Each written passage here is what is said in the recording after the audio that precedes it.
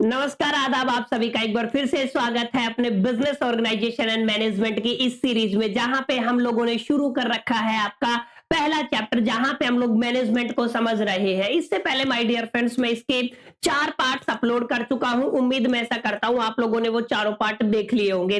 अगर आप लोगों ने वो चारों पार्ट देख लिए तो आज हम अपना आपका जो 5th पार्ट है वो शुरू करने वाले हैं।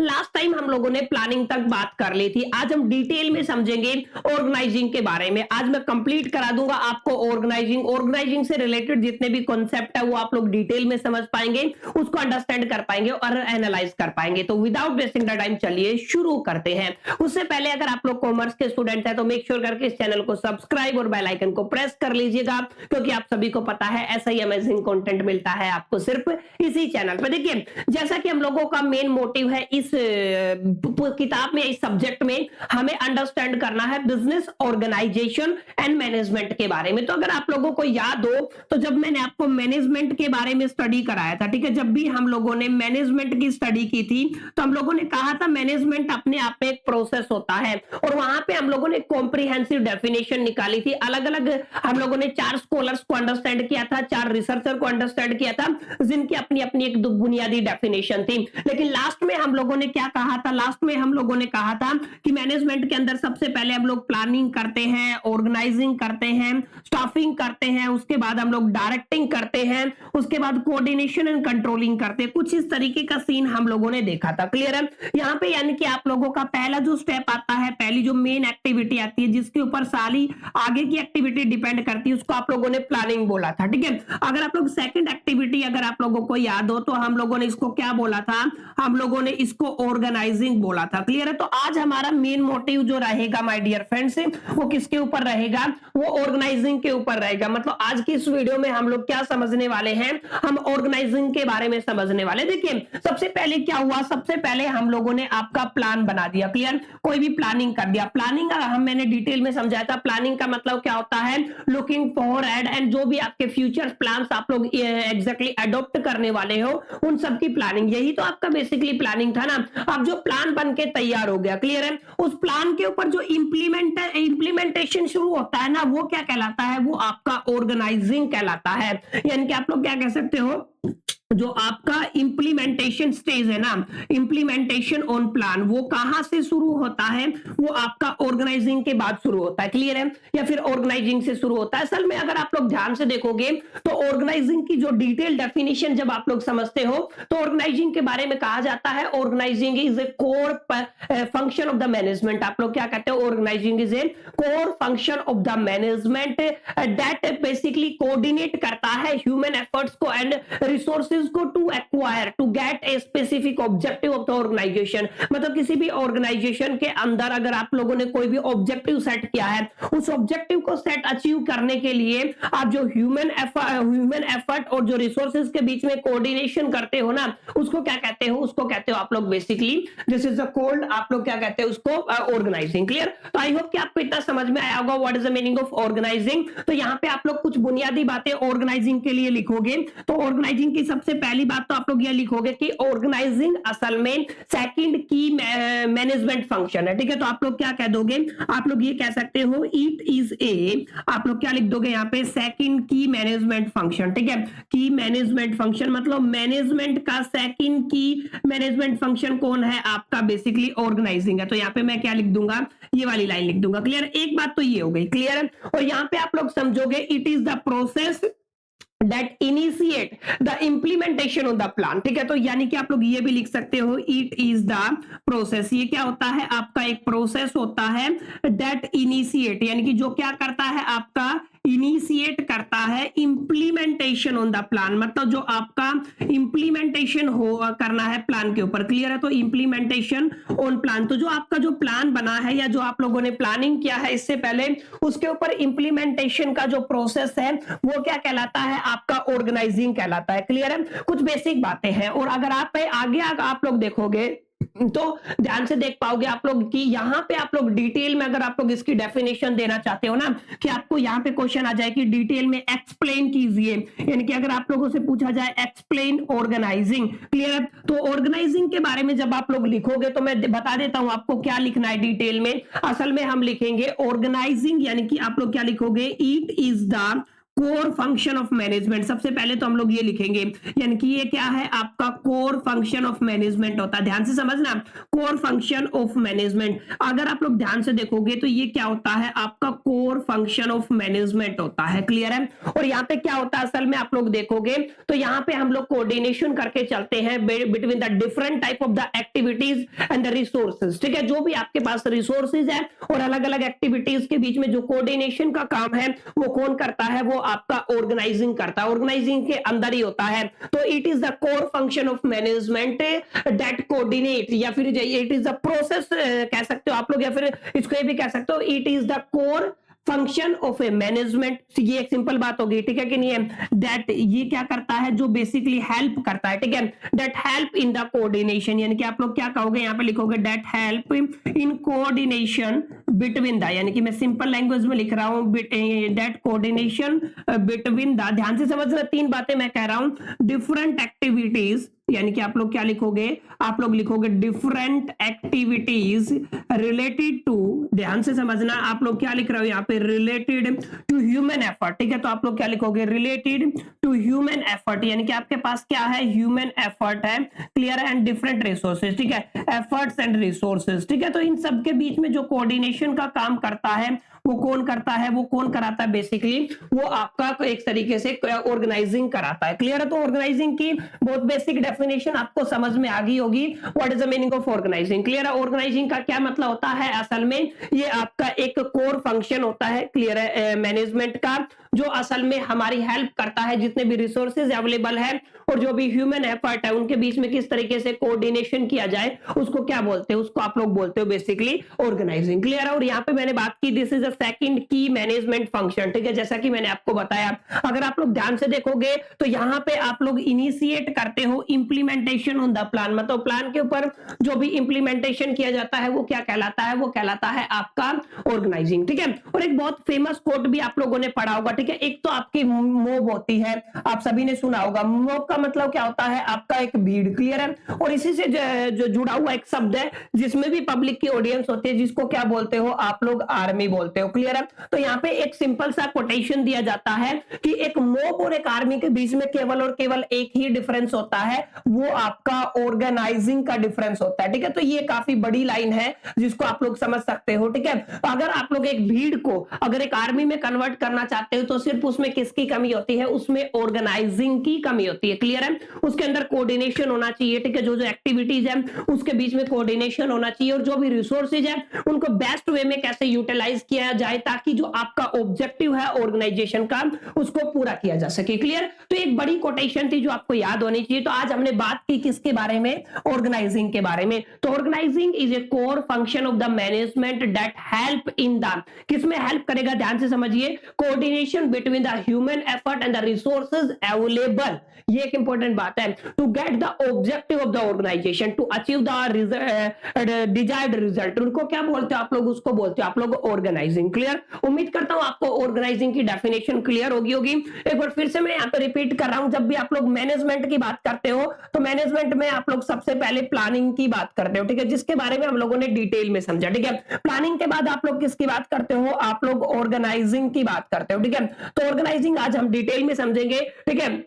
उसके बाद आप लोग स्टाफिंग की बात करते हो, ठीक है? तो आगे आने वाले टाइम में आप लोग स्टाफिंग के बारे में पढ़ोगे। उसके बाद आप लोग किसकी बात करते हो, डायरेक्टिंग की बात करते हो, ठीक है? उसके बाद कोऑर्डिनेशन एंड कंट्रोलिंग की बात करते हो, ठीक है? तो यानी कि आप लोग क्या कह दोगे यहाँ पे, कोऑर्डिनेशन, एंड अगला क्या हो जाएगा आपका कंट्रोलिंग। तो ये एक इंपॉर्टेंट बात है जिसको आपको डिटेल में समझना है, क्लियर है? तो ये आपका पूरी बुनियादी फंक्शन है किसके, मैनेजमेंट के, और हम मैनेजमेंट की ही स्टडी कर रहे हैं। इसको समझा और हमने बताया कि जो आपका प्लानिंग है वो आगे आने वाली सभी एक्टिविटीज का बेस होता है, डिटेल में समझा था। ये सारी एक्टिविटी किसके ऊपर डिपेंड करती है माय डियर फ्रेंड्स, आपकी प्लानिंग के ऊपर डिपेंड करती है, ठीक है?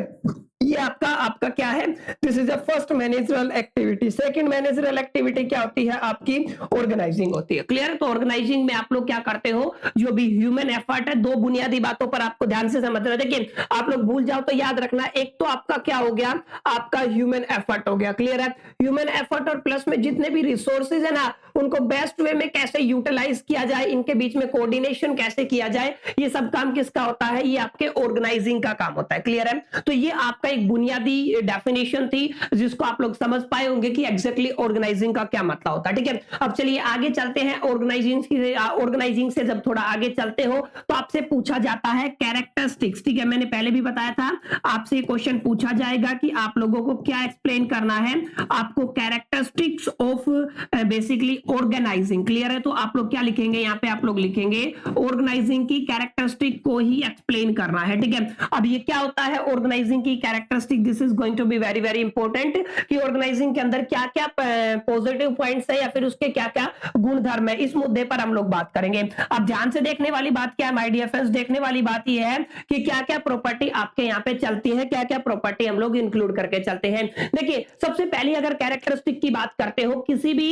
ऑर्गेनाइजिंग के लिए, ठीक है, ऑर्गेनाइजिंग जो आपका फंक्शन है उसके लिए सबसे पहले कैरेक्टरिस्टिक की बात करें तो यहाँ पे जो आपका वर्क है उसको डिवाइड किया जाता है। ठीक है, यानी कि सबसे पहले आप लोग बात करोगे डिवीजन ऑफ द लेबर, आप लोग कह सकते हो। तो पहली जो आपकी कैरेक्टरिस्टिक प्रॉपर्टी आएगी वो क्या आएगी, आप लोग यहाँ पे क्या लिख दोगे, आप लोग यहाँ पे लिख दोगे डिवीजन ऑफ लेबर। मतलब यहाँ पे क्या किया जाता है, लेबर का डिवीजन किया जाता है। वर्क का डिवीजन करने का काम किसका होता है, आपका बेसिकली आपका ऑर्गेनाइजिंग का होता है। प्लानिंग के अंदर हम लोगों ने प्लान कर लिया और उसके ऊपर एग्जीक्यूशन का काम किस में होता है, ऑर्गेनाइजिंग के अंदर। और ऑर्गेनाइजिंग में पहला ही आपका काम क्या आता है, डिवीजन ऑफ द लेबर आता है। ठीक है, अब यहाँ पे एक इंपॉर्टेंट बात है, यहाँ पे अगर आप लोग को ऑर्गेनाइजिंग करते हो तो यहाँ पे प्रेजेंस ऑफ कोऑर्डिनेशन होता है। अभी अभी हम लोगों ने बात की थी कि यहाँ पे क्या होता है, आपका प्रेजेंस ऑफ कोऑर्डिनेशन। ध्यान से समझ लीजिए माय डियर फ्रेंड्स, हम किस मुद्दे पर बात कर रहे हैं, प्रेजेंस ऑफ कोऑर्डिनेशन की बात कर रहे हैं कि डिफरेंट डिफरेंट एक्टिविटीज क्या कोऑर्डिनेट क्यों कर पाती हैं, क्योंकि उनको वेल ऑर्गेनाइज किया जाता है। ठीक है,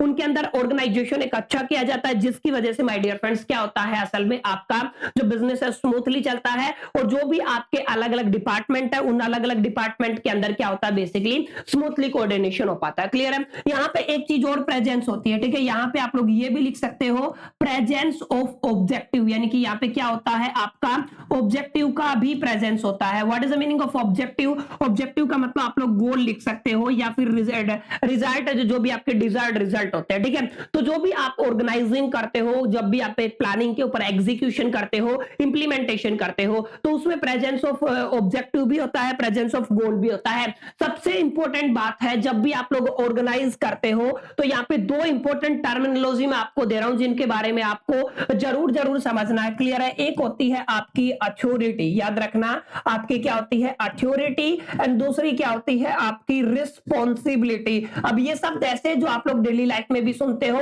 लेकिन इनके बीच में बहुत कम बच्चे हैं जिनको फर्क समझ में आता है। अथॉरिटी एंड रिस्पॉन्सिबिलिटी स्ट्रक्चर एक मेंटेन होता है अगर किसी भी आप लोग प्लानिंग को एग्जीक्यूट करते हो, उसको ऑर्गेनाइज करते हो। ठीक है, तो यहाँ पे कौन सा स्ट्रक्चर बनता है, आपका बेसिकली अथॉरिटी और दूसरा क्या है आपका रिस्पॉन्सिबिलिटी। अब आपको समझना क्या माय डियर फ्रेंड्स, आपको समझना है what is the meaning of authority. अगर आप लोग ध्यान से देखोगे, अगर आप लोग अथॉरिटी की बात करोगे तो फादर ऑफ मैनेजमेंट किसको बोला जाता है, आप लोगों ने सुना होगा हेनरी फेयोल को। हम लोगों ने लास्ट टाइम भी डिस्कशन किया था। अगर आप लोग फादर ऑफ मैनेजमेंट की बात करते थे तो मैंने नाम भी लिखा था और उसकी डेफिनेशन भी बताई थी। तो उनका क्या नाम था, आपका हेनरी फेयोल। इन्होंने इसके बारे में अच्छा लिखा है, मतलब एक डेफिनेशन दी है। अथॉरिटी का मतलब होता है right to give the order, मतलब अथॉरिटी का मतलब क्या होता है, आपके पास अधिकार होता है। ठीक है, राइट टू गिव ऑर्डर। ठीक है, तो आप लोग क्या दे सकते हो, आप लोग ऑर्डर दे सकते हो, right to give order and the power to effective obedience. Clear है? तो आप लोग क्या कहोगे, एंड पावर, यानी कि आपके पास क्या होती है, पावर टू एग्जैक्ट ओबीडियंस। तो आप लोग यहाँ पे इफेक्टिव या एग्जैक्ट ओबीडियंस ध्यान से समझना है, यानी कि आप लोग क्या करते हो, उसको एग्जैक्ट ओबीडियंस करवा सकते हो। क्लियर है? यानी कि उसको मनवा सकते हो या फिर उसको एक तरीके से काम सौंप सकते हो। क्लियर है? तो ये डेफिनेशन किसने दी थी, हेनरी फेयोल ने। इन्होंने अथॉरिटी के बारे में क्या लिखा, authority means you have a right to give the order and उस ऑर्डर को एग्जीक्यूट कराने के लिए, उस ऑर्डर को ओबीडियंस कराने के लिए आपके पास पावर होती है। This is called the authority. And ध्यान से समझना, रिस्पॉन्सिबिलिटी का मतलब क्या होता है? रिस्पॉन्सिबिलिटी का मतलब होता है इट्स ए ओब्लिगेशन, मतलब ये क्या होता है? आपका एक ओब्लिगेशन होता है। या फिर रिस्पॉन्सिबिलिटी को आप एक सिंपल से सिंपल लैंग्वेज में कैसे बोलोगे?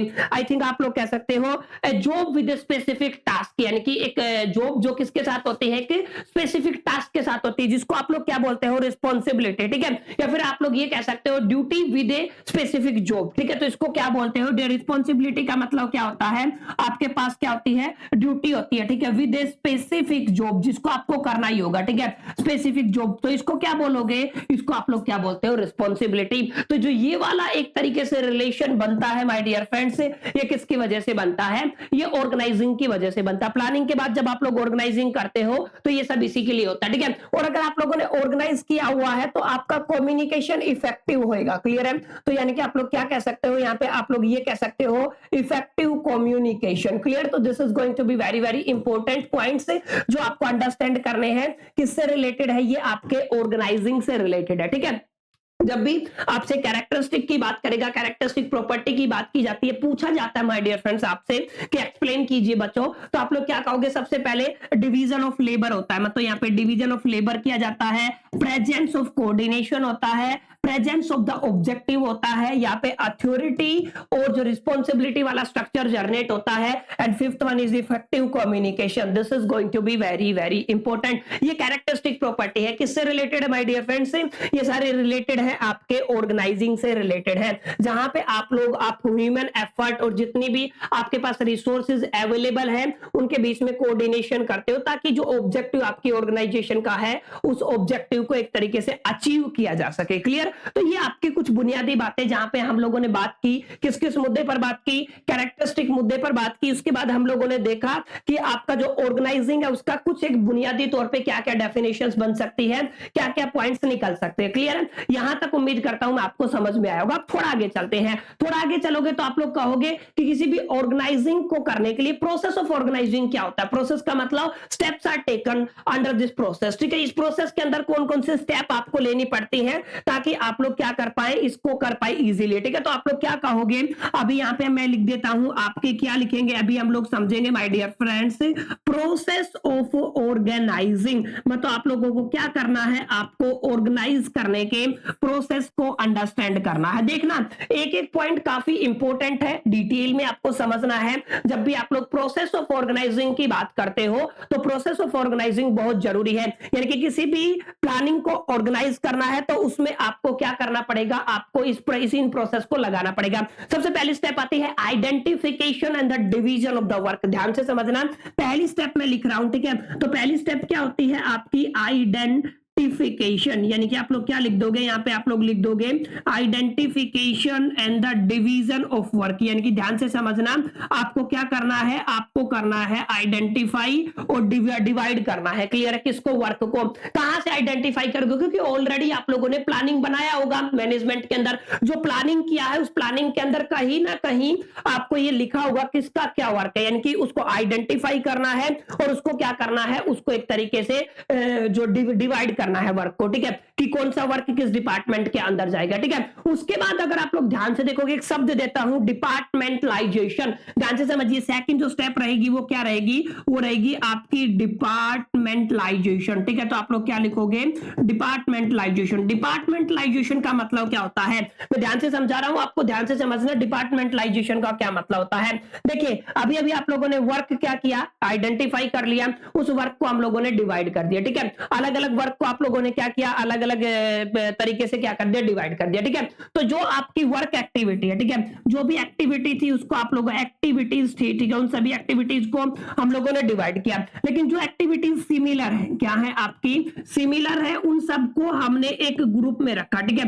यानी कि सिमिलर एक्टिविटी को ग्रुप में रखना, ये क्या कहलाता है? आपका ये जो प्रोसेस है सॉरी ये क्या कहलाता है? आपका डिपार्टमेंटलाइजेशन, क्लियर है। ये आपकी सेकंड स्टेप रहती है। पहली स्टेप क्या थी? आपको आइडेंटिफाई और डिवीजन ऑफ द वर्क करना है, फिर डिपार्टमेंटलाइजेशन करना, मतलब ऐसी एक्टिविटीज, ऐसे टास्क जिनको एक कैटेगरी में रखा जा सकता है, एक ग्रुप में रखा जा सकता है, उसको क्या बोलते हैं आप लोग, उसको बोलते हो डिपार्टमेंटलाइजेशन। सेकंड आप लोग करोगे असाइनमेंट ऑफ द टास्क, यानी कि तीसरी जो स्टेप आती है उसको क्या कहते हो आप लोग, उसको कहते हो this is called assignment of task, that is going to be very very important. यानी कि आप लोग क्या कह दोगे, assignment of the task. Assignment of the task मतलब एक स्पेसिफिक वर्क है, उसको उसकी स्किल्स के हिसाब से, क्वालिफिकेशन के हिसाब से और कॉम्पिटेंसी के हिसाब से, तीन मुद्दों पे मैंने बात की, ठीक है। पहला मैंने स्किल पे बात की है, क्वालिफिकेशन पे बात की है और कॉम्पिटेंसी बेस पे बात की है, ठीक है। तो जो उसकी कॉम्पिटेंसीज के बेस पे जो रिक्वायर्ड स्किल्स लेके चलता है बंदा, जो एम्प्लॉय आपका होता है या एम्प्लॉय होता है, उसको एक तरीके से ये हैंड ओवर करना, असाइन करना है, this is called the assignment of the task, ठीक है।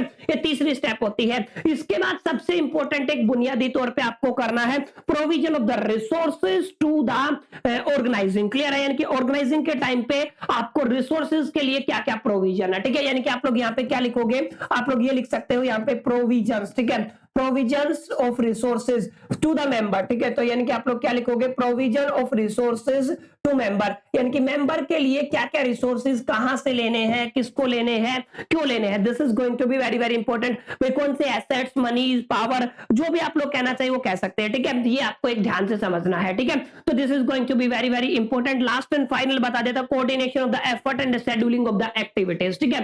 यानी कि कोऑर्डिनेट करना है आपको एफर्ट्स को, तो यानी कि आप लोग यहाँ पे क्या लिख दोगे, यहाँ पे आप लोग लिख सकते हो कोऑर्डिनेशन ऑफ एफर्ट्स, ठीक है। तो यहाँ पे मैं क्या लिख सकता हूँ, कोऑर्डिनेशन ऑफ एफर्ट्स, यानी कि अगला क्या हो जाएगा, आपको क्या करना है, एफर्ट्स को कोऑर्डिनेट करना है। लास्ट में हम लोग क्या करेंगे, हम लोग कर देंगे यहाँ पे शेड्यूलिंग, ठीक है। यानी कि आप लोग क्या कर दोगे, शेड्यूलिंग ऑफ एक्टिविटीज, यानी कि जितनी भी एक्टिविटीज है उन सबको क्या करना है, आपको शेड्यूल करना है, क्लियर है। तो यहाँ पे आप लोग देख लीजिए, ये पूरा का पूरा क्या रहने वाला है, प्रोसेस रहने वाला है, क्लियर है। जहां पे आपको डिटेल में समझ में आना चाहिए, identification and division of work क्या होता है, डिपार्टमेंटलाइजेशन का क्या मतलब होता है, असाइनमेंट ऑफ टास्क किस बेस पे किया जाता है, मैं यहाँ पे लिख देता हूं, कभी आप लोग भूल जाए तो यहाँ पे मैं इनकी फुल फॉर्म भी लिख देता हूं। एस का मतलब होता है आपका स्किल्स के बेस पे, क्लियर, और आपका क्यू का मतलब होता है क्वालिफिकेशन के बेस पे, क्लियर है। तो यहाँ पे आप लोग क्या लिख दोगे, क्वालिफिकेशन के बेस पे, और तीसरा सी का मतलब होता है आपका कॉम्पिटेंसीज के बेस पे, ठीक है। तो आप लोग क्या लिख दोगे, कॉम्पिटेंसीज के बेस पे, ठीक है। तो ये आपको थोड़ा ध्यान में रखना है, इसके बेस पे आप लोग इस टास्क को क्या करते हो, असाइन करते हो, क्लियर। उम्मीद करता हूं आपको समझ में आया होगा। तो यहाँ पे माय डियर फ्रेंड्स हम लोगों ने एक बहुत ही अहम मुद्दे पर बात की कि एग्जैक्टली आपका ऑर्गेनाइज करने का प्रोसेस क्या होता है, ठीक है। उम्मीद करता हूं ऑर्गेनाइजिंग प्रोसेस आपको समझ में आया होगा। बहरहाल अब बात करेंगे इसके इंपोर्टेंस की, इंपोर्टेंट मतलब significance of the organizing, clear, this is going to be very very important. तो यहाँ पे हम लोग लिख लेते हैं, क्या पढ़ेंगे अब हम लोग लिखेंगे सिग्निफिकेंस ऑफ ऑर्गेनाइजिंग, यानी कि जब भी आप लोग ऑर्गेनाइजिंग करते हो, ठीक है, उस ऑर्गेनाइजिंग करते टाइम आपके क्या क्या सिग्निफिकेंस रहने वाले हैं। मैंने शायद पहले भी बताया होगा, सिग्निफिकेंस का मतलब होता है इंपॉर्टेंस, और हम इंपॉर्टेंस पर ही बात करेंगे, क्लियर है। यानी कि आपकी ऑर्गेनाइजिंग की क्या क्या इंपॉर्टेंस यहाँ पे रहने वाली। सबसे पहली बात है कि यहाँ पे आप लोगों को मिलता है बेनिफिट ऑफ द स्पेशलाइजेशन। सबसे पहला पॉइंट आप लोग क्या लिखोगे, यहाँ पे आप लोग लिखोगे बेनिफिट्स ऑफ स्पेशलाइजेशन, यानी कि स्पेशलाइजेशन का मतलब क्या होता है, स्पेशलाइजेशन का मतलब होता है माय डियर फ्रेंड्स, जिस लेवल की स्किल जिस एम्प्लॉय के पास होती है उसके हिसाब से हम लोग आपके जो टास्क को असाइन करते हैं, तो ये आपको एक बेनिफिट मिल जाता है। किस केस की मैं बात कर रहा हूं, आप लोग ऑर्गेनाइजिंग की बात कर रहे हो। तो जब भी आप लोग ऑर्गेनाइजिंग करते हैं तो आपको क्या मिल जाता है, बेनिफिट ऑफ द स्पेशलाइजेशन मिल जाता है। ये आपका इंश्योर करता है क्लैरिटी ऑफ वर्क में, ठीक है। तो यानी कि आपका जो ऑर्गेनाइजिंग है ये क्या करता है, ensure in clarity of the work, ठीक है। यानी कि आपकी जो क्लैरिटी ऑफ वर्क में कौन करता है, इंश्योर आपका बेसिकली आपका ऑर्गेनाइजिंग करता है, ठीक है। और आपका जो इफेक्टिव रिलेशनशिप को भी इंश्योर करता है, ठीक है। तो आप लोग यहाँ पे क्या लिख दोगे, आप लोग यहाँ पे लिख दोगे इफेक्टिव रिलेशनशिप, या फिर आप लोग कह दीजिए कोऑर्डिनेशन, ठीक है। तो जो भी इफेक्टिव कोऑर्डिनेशन होता है वो किसकी वजह से होता है, वो ऑर्गेनाइजिंग की वजह से होता है। ये अपनी इसकी इंपॉर्टेंस है ना। ये आपका डेवलपमेंट ऑफ द पर्सनल में हेल्प करता है, ठीक है। तो ये आपका एक अगला पॉइंट पॉइंट रहने वाला है, यानी कि आप लोग क्या कह दोगे, आप लोग ये कह दोगे इट हेल्प इन डेवलपमेंट। ठीक है, तो आप लोग क्या कह दोगे यहाँ पे, आप लोग डेवलपमेंट इन पर्सनल, यानी कि आप लोग क्या कहोगे, यानी कि आप लोग कह सकते हो पर्सनल में आपकी जो डेवलपमेंट में हेल्प कौन करता है, आपका ऑर्गेनाइजिंग हेल्प करता है। क्लियर, उम्मीद करता हूं आपको समझ में आया होगा। एक और आप लोग कह दीजिए, ठीक है, आप लोगों का जो बेटर रिजल्ट को प्रेडिक्ट करने में, ठीक है, it help to achieve the better result. अब यहाँ पे जगह नहीं है इसलिए मैं इसको थोड़ा ऊपर लिख रहा हूं, ठीक है, यानी कि हेल्प इन बेटर रिजल्ट, ठीक है, यानी कि इट हेल्प, यानी कि टू अचीव बेटर रिजल्ट, यानी कि अगर आपको बेटर रिजल्ट अचीव करना, अचीव बेटर रिजल्ट। क्लियर है, तो इस केस में आप लोगों की कौन हेल्प करता है, आपका ऑर्गेनाइजिंग हेल्प करता है। क्लियर है, तो ये आपके इंपॉर्टेंट पॉइंट्स है जिनके ऊपर हम लोगों ने बात की। उसके बाद आपका एक इंपॉर्टेंट बात ये भी होता है, ये आपका इफेक्टिव एडमिनिस्ट्रेशन को लीड करता है। ठीक है, यानी कि अगला पॉइंट क्या हो जाएगा, इसी केस में आप लोग लिख सकते हो lead in the effective administration, help in the effective administration. मैं थोड़ा सा जगह बना लेता हूं ताकि इसको एडजस्ट कर सकूं। ठीक है, यानी कि आप लोग यहीं पे लिख दोगे, ठीक है, help in the effective administration, यानी कि ये आपका हेल्प करता है, हेल्प इन इफेक्टिव एडमिनिस्ट्रेशन। ठीक है, तो आप लोग यहाँ पे क्या लिख दोगे, हेल्प इन इफेक्टिव एडमिनिस्ट्रेशन। ठीक है, तो ये आपको थोड़ा ध्यान में रखना है, एडमिनिस्ट्रेशन के इफेक्टिव होने में काफी हेल्प करता है कौन, आपका ऑर्गेनाइजिंग। तो जब भी आपसे माय डियर फ्रेंड्स पूछा जाता है, क्या पूछा जाता है, सिग्निफिकेंस ऑफ ऑर्गेनाइजिंग, तो आप लोग ये सारे पॉइंट लिख देंगे। Benefit in the specialization, ensure in the clarity of the work, effective in the relationship या कोऑर्डिनेशन, आप लोग क्या लिखोगे, help in the effective administration. उसके बाद it help in the development of the personal, and आगे क्या लिखोगे, it help in achieving the better result. Clear है, यानी कि आप लोग बेटर क्या, बेटर रिजल्ट, ठीक है, तो उसको हेल्प करने, इसकी हेल्प करता है कौन, आपका ऑर्गेनाइजिंग। क्लियर, अब लास्ट एंड फाइनल हम लोग बात करेंगे इसके डिसएडवांटेजेस के बारे में, यानी कि ऑर्गेनाइजिंग के कुछ डिसएडवांटेजेस हैं, कुछ ऐसे नेगेटिव पॉइंट है जिनके ऊपर बात करना जरूरी है, एंड फाइनली आपका ये ऑर्गेनाइजिंग क्या हो गया, खल्लास, खत्म। चलिए फाइनली अब बात करेंगे, जब भी आप लोग ऑर्गेनाइजिंग करते हैं तो ऑर्गेनाइजिंग के टाइम पे कुछ डिसएडवांटेजेस होते हैं ऑर्गेनाइजिंग के, यानी कि कुछ नेगेटिव पॉइंट्स होते हैं जिनके ऊपर बात करना बहुत जरूरी है। ठीक है, तो सबसे पहले ही आपको समझना है, यहां पे फोकस होता है डिपार्टमेंटल ऑब्जेक्टिव के ऊपर। क्लियर है, यहां पे आप लोग इग्नोर करते हो जो ऑर्गेनाइजेशनल ऑब्जेक्टिव है उसको, ये पहला डिसएडवांटेज है। ऑर्गेनाइजेशनल ऑब्जेक्टिव का क्या मतलब होता है, ध्यान से देखिए, अलग अलग डिपार्टमेंट बनाए जाते हैं, तो यहां पे जो मैनेजर है वो सोचता है कि मेरे को मेरे डिपार्टमेंट को प्रायोरिटी पे रखना है, ना कि ऑर्गेनाइजेशन को प्रायोरिटी पे रखना है। तो पहला डिसएडवांटेज क्या हो गया, पहला डिसएडवांटेज यहाँ पे हो गया कि it ignore the organizational objective, ये क्या करता है, ऑर्गेनाइजेशनल ऑब्जेक्टिव को एक तरीके से इग्नोर करता है। और यहाँ पे डिफिकल्टी होती है इंटर डिपार्टमेंटल कोऑर्डिनेशन, मतलब एक डिपार्टमेंट के अंदर कोऑर्डिनेट हो जाएगा, उसके एम्प्लॉइज काम कर लेंगे, अलग अलग दो डिपार्टमेंट के अंदर कोऑर्डिनेशन हो पाना थोड़ा डिफिकल्ट होता है। तो यहाँ पे एक डिफिकल्टी होती है इंटर डिपार्टमेंटल कोऑर्डिनेशन। और तीसरा पॉइंट आप लोग लिखोगे कॉन्फ्लिक्ट ऑफ द इंटरेस्ट, यहाँ पे जो जॉब आपको दी जाती है, जो रिस्पॉन्सिबिलिटी आपको दे दी, उसको आपको निभाना पड़ेगा। There is no option for the interest in the case of employment, तो यहाँ पे एक तीसरा पॉइंट होता है। चौथा आप लोग कह सकते हो कि एम्प्लॉय का ओवरऑल डेवलपमेंट नहीं हो पाता है, क्योंकि उसको वही सब करना पड़ता है जो एग्जैक्टली उसको सौंपा जाता है, इंटरेस्ट के हिसाब से बात नहीं होती है ना। यानी कि जब भी आप लोग डिसएडवांटेजेस की बात करते हो, ठीक है, यानी कि अगर आप लोग किसकी बात करते हो, डिसएडवांटेजेस की बात करते हो, तो पहला क्या होता है कि ये आपका जो ऑर्गेनाइजिंग है, इट इग्नोर, ये क्या करता है, आपका इग्नोर करता है, किसको इग्नोर करता है, ऑर्गेनाइजेशनल ऑब्जेक्टिव को। ठीक है, तो आप लोग क्या लिखोगे, ऑर्गेनाइजेशनल ऑब्जेक्टिव। तो एक इंपॉर्टेंट पॉइंट हो गया कि आप लोग क्या लिखोगे, ये आपका इग्नोर करता है किसको, ऑर्गेनाइजेशनल ऑब्जेक्टिव को। ठीक है, दूसरा मैंने बताया यहाँ पे आपका एक कॉन्फ्लिक्ट होता है इन द इंटरेस्ट, आप लोग ये लिख सकते हो। ठीक है, आप लोग क्या कहोगे, कॉन्फ्लिक्ट इन इंटरेस्ट, ये भी आपका एक इंपॉर्टेंट पॉइंट होता है। क्लियर है, और यहां पे डिफिकल्टी होती है, किसमें डिफिकल्टी होती है, इन इंटर डिपार्टमेंटल, यानी कि आप लोग क्या कहोगे, इंटर डिपार्टमेंटल। ठीक है, तो आप लोग क्या लिखोगे, इंटर डिपार्टमेंटल कोऑर्डिनेशन। क्लियर है, तो ये आपका एक इंपॉर्टेंट पॉइंट होता है। ठीक है, no overall development of the employ, ये आपको थोड़ा ध्यान में रखना है, यानी कि आप लोग क्या लिखोगे, नो ओवरऑल डेवलपमेंट, यानी कि किसका डेवलपमेंट ऑफ एम्प्लॉय, जो आपका एम्प्लॉय है उसका ओवरऑल डेवलपमेंट नहीं होता है। क्लियर है, तो ये कुछ इंपॉर्टेंट पॉइंट है बुनियादी तौर पे जो डिसएडवांटेजेस है, 4 डिसएडवांटेजेस है जिनके ऊपर माय डियर फ्रेंड्स आपको बात करना है। क्लियर, उम्मीद करता हूं वीडियो अच्छा लगा होगा, पसंद आया होगा ये वाला वीडियो पार्ट 5। अगर अच्छा लगा वीडियो तो लाइक कर दीजिएगा, फ्रेंड के साथ शेयर कर दीजिएगा, फर्स्ट टाइम तो चैनल को सब्सक्राइब कर लीजिएगा। चलिए मिलते हैं नेक्स्ट पार्ट में, जब तक के लिए मैं तो all the best, till the keep learning.